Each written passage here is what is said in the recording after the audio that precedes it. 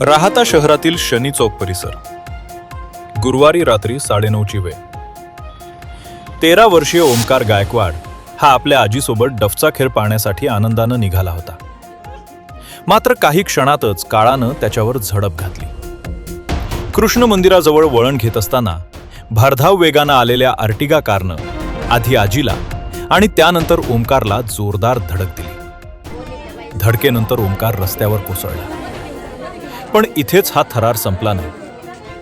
प्रत्यक्षदर्शी आणि कुटुंबियांच्या आरोपानुसार कार चालकानं माणुसकीचा थरकाप उडवणारी कृती करत गाडी पुन्हा मागे घेत ओमकारच्या पोटावरून चाक फिरवलं.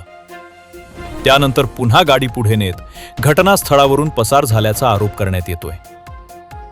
गंभीर जखमी अवस्थेत ओमकारला आधी शिर्डी आणि नंतर नाशिक येथील रुग्णालयात हलवण्यात आलं.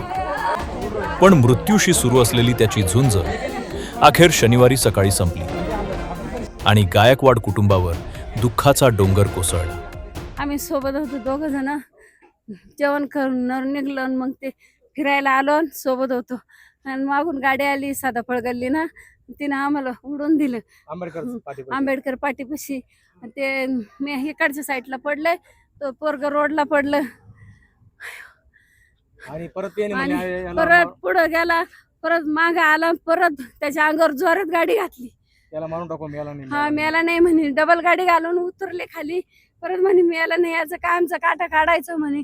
लगेच मारून टाकलं जीवस. त्याला निघून गेले, उतरले सुद्धा नाही. आरडत होते, मोठ्या मोठ्यानं आरडत होते, वाचवा वाचवा. मला करायला नेलं नाही दवाखान्यात. त्यांनी निघून गेले ते शनी मंदिराकडे. तो फक्त आजी पुढे चालली म्हणून आजीला नाही. आजी कुठे चालली? तो दुकानावर बसला किरण दुकान जवळच. पण आजी मी येतो संग म्हणून तो फक्त पुढे ढाला. 2-3 पावलं गेला, मागून गाडी आली. एकदम 4 ते 5 पावलं गेला फक्त पुढे.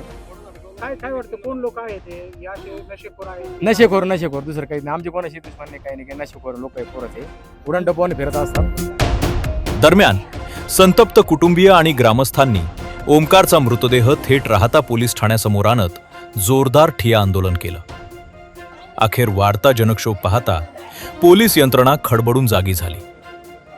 पोलिसांनी सदोष मनुष्यवधाचा गुन्हा दाखल करण्याचं आश्वासन दिल्यानंतर आंदोलन मागे घेण्यात आलं.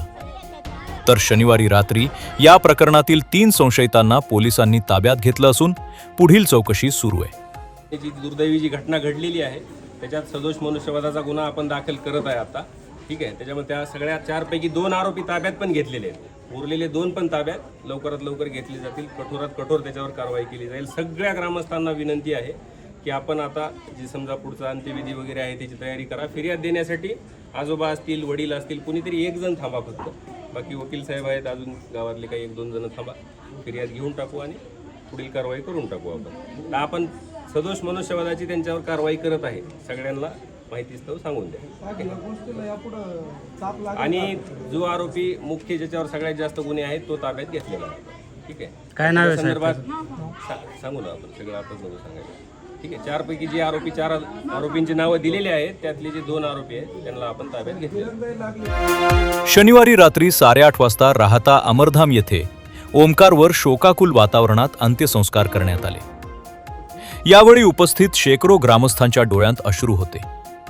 तर संपूर्ण राहाता शहरात संतापाची लाट उसळल्याच पाहायला मिळालं. मनीष दवंगे पाटील, SP 24 तास राहाता.